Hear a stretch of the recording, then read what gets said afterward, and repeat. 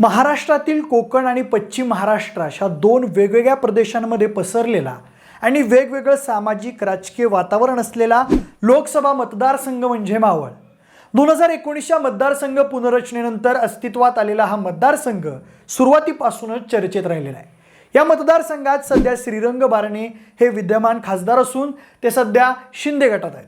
तसेच महायुतीचे उमेदवार म्हणून श्रीरंग बारणे यांनाच उमेदवारी मिळण्याची शक्यता अधिक आहे.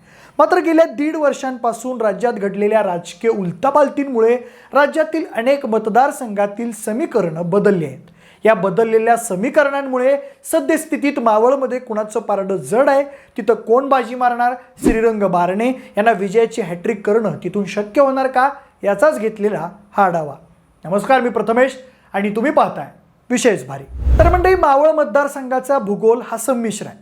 त्यात कोकणातील रायगड जिल्ह्यातील उरण, पनवेल आणि कर्जत या 3 विधानसभा मतदारसंघांचा तर पुणे जिल्ह्यातील मावळ, चिंचवड आणि पिंपरी या 3 विधानसभा मतदारसंघांचा समावेश होतो. या लोकसभा मतदारसंघाचा इतिहासही फार अलीकडचा आहे. 2009 साली अस्तित्वात आलेल्या या मतदारसंघावर शिवसेनेचं वर्चस्व राहिलेलं आहे. 2009 मध्ये शिवसेनेचे गजानन बाबर इथून विजयी झाले होते, तर 2014 आणि 2019 मध्ये इथून श्रीरंग बारणे विजयी झाले. 2019 मध्ये तर श्रीरंग बारणे यांनी अजित पवार यांचे पुत्र पार्थ पवार यांचा तब्बल 2,15,000 मतांनी पराभव केला. मात्र गेल्या 4.5 वर्षात येथील पुलाखालून बरंच पाणी वाहून गेलं आहे. तसंच बदललेल्या समीकरणांचाही इथल्या राजकीय परिस्थितीवर परिणाम झालेला आहे. त्यामुळे श्रीरंग बारणे मावळचं मैदान पुन्हा मारणार का, हा प्रश्न राजकीय वर्तुळात विचारला जात आहे. सद्यस्थितीत मावळ लोकसभा मतदारसंघातील राजकीय परिस्थितीचा आढावा घेतल्यास तेथील 6 विधानसभा मतदारसंघातील 6ही आमदार हे सत्ताधारी महायुतीमध्ये आहेत. येथील 6 विधानसभा मतदारसंघांपैकी पनवेलमध्ये प्रशांत ठाकूर आणि चिंचवडमध्ये अश्विनी जगताप हे भाजपाचे आमदार आहेत, तर उरणमधील महेश बालदी या अपक्ष आमदारांचा भाजपला पाठिंबा आहे. या मतदारसंघात राष्ट्रवादी काँग्रेसच्या अजित पवार गटाचे 2 आमदार आहेत. त्यात मावळ मतदारसंघातील सुनील शेळके आणि पिंपरी मतदारसंघातील अण्णा बनसोडे यांचा समावेश आहे. तर कर्जत मतदारसंघातील आमदार महेंद्र थोरवे हे सध्या शिंदे गटामध्ये आहेत.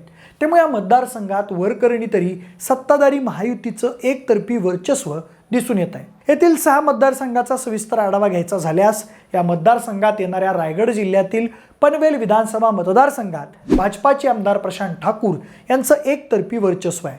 2019च्या विधानसभा निवडणुकीत प्रशांत ठाकूर यांनी शेकापच्या हरेश केनी यांचा 92,000 मतांनी पराभव केला होता.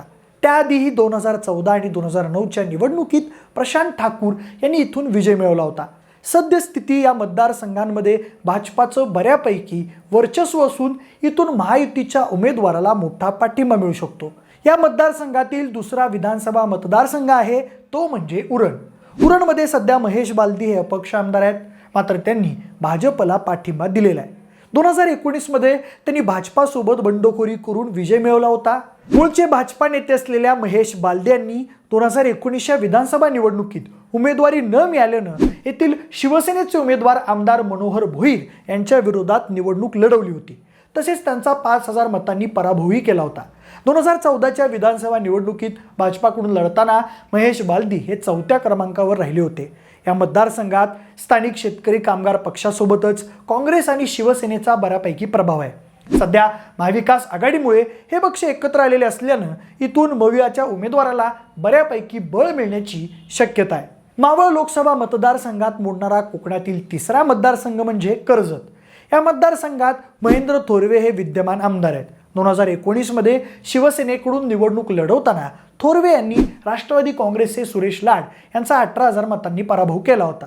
तत्पूर्वी सुरेश लाड या मतदारसंघामधून 2 वेळा निवडून आले होते, तर त्याआधीच्या 3 निवडणुकांमध्ये इथून भाजपाचा उमेदवार विजयी झाला होता. सद्यस्थितीत महेंद्र थोरवे हे शिंदे गटात आहेत. मात्र पक्षफुटीनंतर येथील राष्ट्रवादी काँग्रेसमधील चित्र सध्या तरी स्पष्ट झालेलं नाही आहे. या लोकसभा मतदारसंघात येणाऱ्या पुणे जिल्ह्यातील 3 विधानसभा मतदारसंघांपैकी एक असलेल्या मावळमध्ये राष्ट्रवादी काँग्रेसचे सुनील शेळके हे विद्यमान आमदार आहेत. सध्या अजित पवार गटामध्ये असलेल्या सुनील शेळके यांनी 2019च्या विधानसभा निवडणुकीमध्ये भाजपाचे विद्यमान आमदार असलेल्या बाळा भेगडे यांचा तब्बल 93,000 मतांनी पराभव केला होता. त्याआधीच्या 2 निवडणुकांमध्ये हेतून बाळा बेगडे यांनी विजय मिळवला होता. मात्र मूळचे भाजपातील असलेल्या शेळके यांनी राष्ट्रवादी काँग्रेसकडून निवडणूक लढवत भाजपाच्या इथल्या वर्चस्वाला सुरुंग लावला होता. सुनील शेळके हे सध्या अजित पवार यांचे खंदे समर्थक मानले जातात. सध्याची समीकरणं पाहता येथून महायुतीच्या उमेदवाराला मोठ्या प्रमाणावर बळ मिळण्याची शक्यता आहे. या मतदारसंघातील 5वा विधानसभा मतदारसंघ म्हणजे चिंचवड. या मतदारसंघामध्ये गेल्या अनेक वर्षांपासून जगताप कुटुंबियांचं वर्चस्व राहिलेलं आहे. येथील दिग्गज नेते आणि भाजपा आमदार लक्ष्मण जगताप यांच्या निधनानंतर काही महिन्यांपूर्वी झालेल्या पोटनिवडणुकीत इथून भाजपाच्या अश्विनी जगताप या निवडून आल्या आहेत. या पोटनिवडणुकीत तिरंगी लढतीचा भाजपाला फायदा झाला होता. मात्र आता अजितदादा गट महायुतीत आल्यानं इथली समीकरणं बदलली असून त्याचा फायदा घेणाऱ्या लोकसभा निवडणुकीत इथून लढणाऱ्या महायुतीच्या उमेदवाराला होणार आहे. या लोकसभा मतदारसंघात येणारा 6वा विधानसभा मतदारसंघ म्हणजे पिंपरी. राखीव असलेल्या या मतदारसंघांमध्ये राष्ट्रवादी काँग्रेसचे अण्णा बनसोडे हे आमदार आहेत. अण्णा बनसोडे हे सध्या अजित पवार गटात आहेत. 2019च्या विधानसभा निवडणुकीत अण्णा बनसोडे यांनी शिवसेनेच्या गौतम चाबुकस्वार यांचा 19,000 मतांनी पराभव केला होता. या मतदारसंघातील राजकीय बलाबल पाहिल्यास येथे अजित पवार गटाबरोबरच भाजपाचंही वर्चस्व आहे. पण ठाकरे गट आणि शिंदे पवार गटही कुठे कमी नाहीये. त्यातच काही दिवसांपूर्वी शरद पवार यांनी येथील वजनदार नेते असलेल्या आझम पानसरे यांना आपल्या गोटात ओढलंय. त्यामुळं इथल्या समीकरणांवर मोठा परिणाम होणार आहे. या मतदारसंघातील एकंदरीत चित्र पाहता भाजपा आणि अजित पवार गटाकडे असलेल्या पाठिंब्यामुळे 2024च्या लोकसभा निवडणुकीत महायुतीचंच पारडं जड राहण्याची शक्यता आहे. येथील एक मतदारसंघ वगळता शिंदे गटाची फारशी ताकद नाही. मात्र विद्यमान खासदार त्या गटाचे असल्याने श्रीरंग बारणे हेच येथून महायुतीचे उमेदवार राहण्याची शक्यता आहे. कदाचित अजित पवार हे पार्थ पवार यांच्यासाठी इथून पुन्हा एकदा आग्रही राहू शकतात. पण शिंदे गटाकडून ही जागा सोडली जाण्याची शक्यता फार कमी आहे. दुसरीकडे महाविकास आघाडीला मात्र इथून निवडणूक लढवण्यासाठी उमेदवारापासून तयारी करावी लागणार आहे.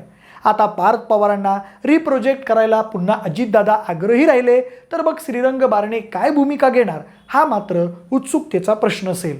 तुर्तास सध्या तरी महायुतीकडून पुन्हा एकदा उमेदवारी मिळून श्रीरंग बारणे हेच विजयी हॅट्रिक नोंदवतील असं चित्र या मतदारसंघामध्ये आहे. पण तुम्हाला काय वाटतंय, मावळमधून खरंच श्रीरंग बारणेंना पर्याय नाही का? तुमच्या मते मावळचा पुढचा खासदार कोण? श्रीरंग बारणे, पार्थ पवार की मग अजून कोण? तुमची मतं आम्हाला कमेंट करून नक्की सांगा. जरा व्हिडिओ आवडला असेल तर लाईक आणि शेअर करा. सोबतच आपल्या विशेष भारी या यूट्यूब चॅनलला देखील सबस्क्राईब करा. आणि जरा व्हिडिओ तुम्ही फेसबुकवर पाहत असाल तर तिथंही आम्हाला फॉलो करायला अजिबात विसरू नका. धन्यवाद.